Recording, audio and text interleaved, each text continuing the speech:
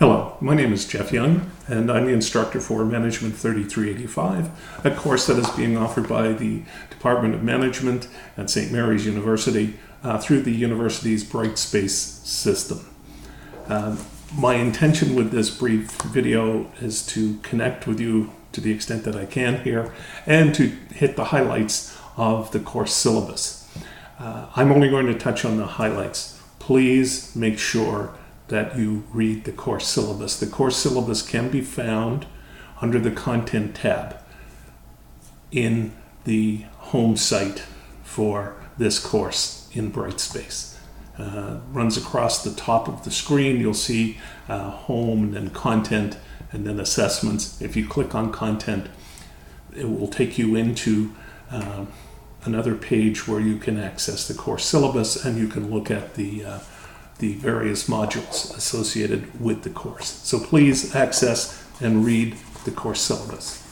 So the first part of the course syllabus just identifies the course and the instructor and so on, but I will have some office time down at St. Mary's where I'll be on campus, and it's actually 4:30 to 5:15 on Wednesday evenings in Sobey 232.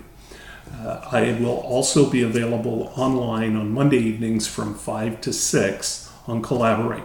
That is not a class, there are no lectures, it's just an opportunity for you to connect with me online if you have any comments or questions. If neither of those days or time work for you, then you can contact me by telephone, you can contact me by email, and you can ask questions through those media. And if need be, we can set up an appointment at a mutually convenient day and time where we can chat face to face. So please access the course syllabus and read it. It starts out with a fairly basic description of the course, and we know we're going to cover a broad array of human resource management issues, not in huge depth, but in a little bit of depth. And those of you who go on in HR will cover those issues in much greater depth than some other 4,000 level courses. So we have the Bachelor of Commerce goals, followed by the course objectives for this specific course. And please read through those. Now, I'm going to skip ahead for just a moment. The bottom of page 3 identifies the course text. It's the Schwind, Uggerslev, Wagar, Facina, and Bullmash 2016 Canadian Human Resource Management. It's the 11th edition, and it's a McGraw-Hill Ryerson text. There should be lots of those available at the bookstore. There may even be some secondhand copies at the bookstore. And I'm sure you can check with some of your friends or the bulletin boards around St. Mary's. You may find a number of copies of this text available at a secondhand price. So please get a copy of the text. It's very important. We're doing 2 to 3 items from each chapter of the text every week. So please be sure to get a copy of the text and start to read that. I wanted to turn to the evaluation for this course. And if you look on page 4, the grades will be allocated as follows. Weekly team assignments, 15%. Okay, so there are 12 assignments, one for each week of the course. And each of those assignments is clearly indicated on the syllabus and in the relevant module. Assignment 1 is in Module 1. Assignment 2 is in Module 2. Now, these are group assignments. There is no option for individual assignments. I only accept group assignments here. So what's required of you is to go into the Brightspace system. If you click on Assessments, and you'll get a little drop-down box, and you can click on Discussions, and then you will see an array of discussion options available to you. For example, the first one up is is an introduction and planning discussion site for your own group. You can go on and introduce yourself to the rest of your group members. You can begin to have some discussions using that particular site for planning how the work is going to unfold. And then there's a discussion site for Module 1, and then there's an assignment site for Module 1, and so on. We go into Module 2, there's a discussion site there, and there's also an assignment site. Now, I just want to leave the discussions to one side for the moment. I'm talking about assignments. Each assignment is made up of a case, and it has anywhere from 2 to 4 questions, most likely. And they're not intended to be difficult, they're not intended to be long, but what they're intended to do is get you to read the case, think about the answers to the questions, look through the relevant chapter material to help generate your answer, and you have an online discussion. So, for example, you could post some sample answers to assignment 1 site, and this is open only to your group members. Other group members will not be permitted in there. They can't get in there. So this is a private in-group discussion site for your group only. Well, obviously I can go in and have a look, but other people can. And people can make contributions to the weekly assignment. Now, one of the tricks here is to get started sooner, not later. Assignments are due around 11 o'clock on Sunday evening. There is one assignment this week, and it is due Sunday night coming. So you should get started. What tends to happen here is the group submits one assignment. Do not submit individual responses. Do not have 2 or 3 people within the group submitting the group assignment. Have one person submit the assignment. Now, your syllabus discusses the role of the team leader. Now, you've got a dozen assignments, you've got a term report, so there are 13 items that require a team leader. So most of the groups are probably going to have about 5 people, 4 to 6 perhaps. But so there's lots of opportunity for people to share the team leader role. The team leader role is not to answer the questions and submit an answer on behalf of the group. The team leader role really is to perhaps initiate some discussion and maybe create a draft of a document, turn it back to the group, have group members comment on it, and make suggestions to enhance or clarify the group's answer. And then the team leader is responsible for submitting the group assignment on time. Okay. Now, oftentimes what happens in this particular course is some people don't contribute to the last minute. They want to submit their contribution to the group assignment at 10 to 11 on Sunday night. That's probably unrealistic. The team leader can establish a schedule for the week, and perhaps having all comments in by Friday, and then perhaps turning a draft back to the group on Saturday, and then perhaps looking for final comments before noon on Sunday. Whatever the team leader wants to establish for the week by and large. And the team leader will then put on the front page or the top of the assignment not only the course name and number, the group number, and the assignment number, but the names of the people who contributed to the assignment.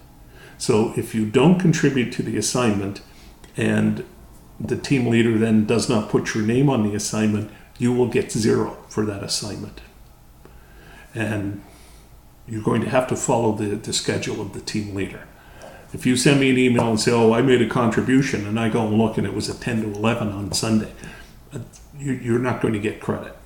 You have to get in front of these things. Start making your contributions on Monday, Tuesday, Wednesday, Thursday, and then allow yourself some time for discussion of the assignment and allow the team leader some time and opportunity to refine the document And then the team leader is required to submit on Sunday. I believe the deadline is 11. Let me double check here. 11 p.m. on Sunday. Each Sunday of the course, there will be an assignment due, other than break week and so on. But please go in, have a look. There are 12 assignments. Each one requires a team leader. So please get involved in the course quickly and fully, and make your contributions to assignments, and things tend to go along quite smoothly. Discussions. The second item on the agenda here is weekly individual participation. What you will see is that each module has a discussion case for participation points and assignment case for assignment points. So let me be clear. For the assignments, which I just discussed, you have the opportunity to pick up assignment points. Now, for the weekly participation, you have to participate in a discussion of another case. They're all listed there. Okay? There is a weekly discussion this week, and what you're required to do is you're required to post your own answer to the group discussion site for discussion 1, and then you're required to post 2 responses to any other group members within your group. So, let's see. Sorry. There's a lot to read there. Okay, week 1, the team discussion case. Says, respond to the 2 discussion questions that follow Incident 1-1, Human Resource Decision Making at Calgary and Porters Limited. Now, again, your discussion site for the team discussion case is private. You make your own individual response. You pick up 3 points for that. You then respond to any 2 comments, responses, postings by your group members. You pick up 2 points. So then you have 5 points. You do that 12 times, you get 60 out of 60. Okay? 60 out of 60 is 100% of 15% for participation. So you will get 15 out of 15. If you only do half the work, if you post an initial response and provide 2 follow-up responses for 6 of the 12 discussions, you will end up with 30 out of 60, which is 50%, and then you'll end up with 7.5 out of 15. So again, you have a week now to make your initial post, and your initial post should address both questions. Just sit down, read the case, come up with an answer to the 2 questions, say, Jeff Young, initial post, discussion 1, wham, there it goes.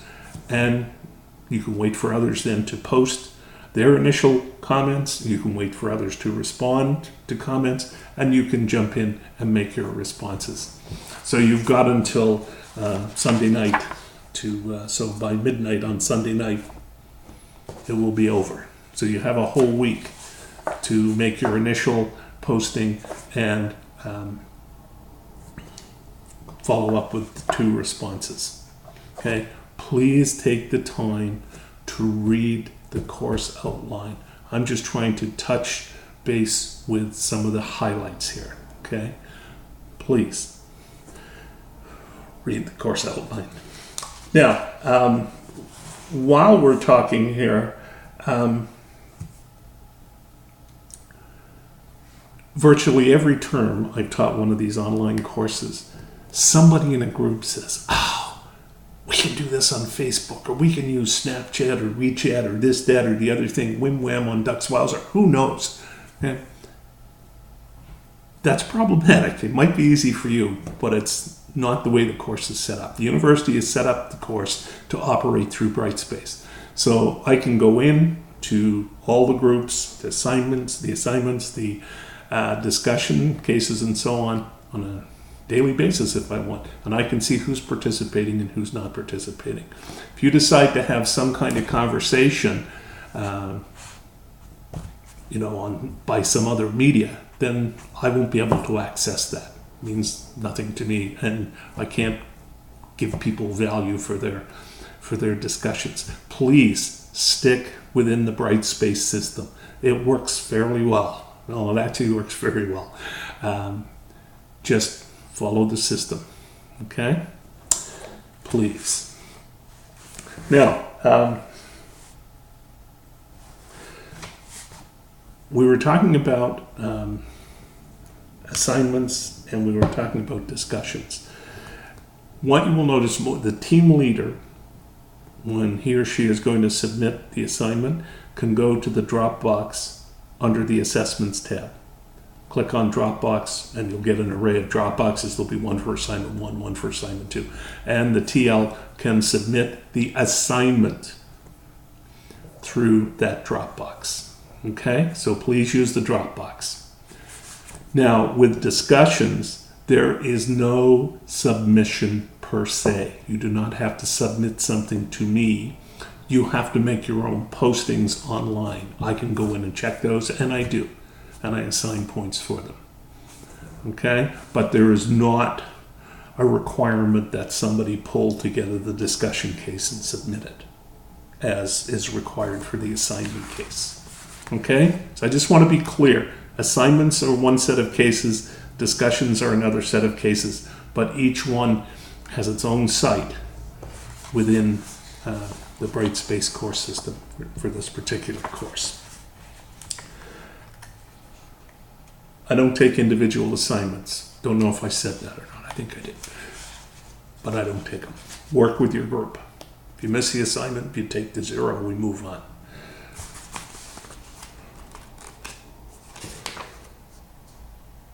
Term report. There's a term report that's required, and it's not overly difficult. I've been using a particular topic for a while, and it seems to work out quite well. What I've been asking people to do is using reasonably recent, and by that I mean the last 5 years, academic and professional sources to develop some discussion of the role of human resource management professionals, practitioners in this day and age. What are the trends that are taking place? One big trend, obviously, is changes in technology. How does that impact the work of human resource professionals? What shifts are required in their roles, in their skill sets, in their knowledge sets? Okay? So I want you to look at various trends that are occurring. What are these trends? And tell me how they are affecting the practice of human resource management at the organizational level, the day-to-day practice level. Okay? I think you could also do a little history if you wanted, a little review of what historically has been the role of HR and how has that shifted. So, term report is discussed on page 5. Historical roles played by HR professionals, trends, implications for HRM professionals' roles, and so on. What is the future for HRM professionals? I read something the other day that was suggesting a lot of HR was going to get outsourced. And we do see that in some respects with payroll and so on, and a lot of times with recruiting. In any event, please be sure to read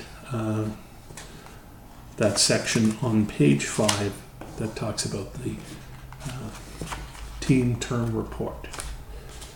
There are some requirements there. I'm going to give you a little more guidance perhaps as the term unfolds, particularly with referencing and citing, but you should be following the APA style as is suggested in the course outline. All right. One other thing before I forget, every week we will have probably 2, maybe 3, sometimes even 4 announcements. And they tend to be fairly short, and they crop up on the homepage for this particular course in Brightspace. However, they also get sent to your email address. Likewise, when I receive group assignments, I tend to return them within 5 or 6 days, and I return them by email. Now, what happens with some folks is they register at St. Mary's and they give St. Mary's a particular email address, and then they change their email address and they don't update their St. Mary's email address in the St. Mary's system. And they get the email sent to them, but of course they're sent to their old address. So it's incumbent upon you to update your St. Mary's email address if you've changed it since you initially enrolled. Okay? And I think it's safe to say if after a week to 10 days of the course operating and you haven't received an email from me with something about something, then there's a glitch in the system, and it's most likely you haven't updated that email address. And if it's something else, well, we'll have to look at that at that time. But please have your email address updated if you've changed it. All right, 2 other items. The midterm. The midterm, which is worth, I believe, 8%, is going to be an online quiz. You don't need a proctor. What I will do is when we get closer to the midterm, I will make the midterm available to you for 72 hours. So on the course outline, it's saying it will be available 8 a.m. on Monday, October 15th until 8 a.m. on Thursday, October 19th. So all you have to do is find time to sit down and do that quiz.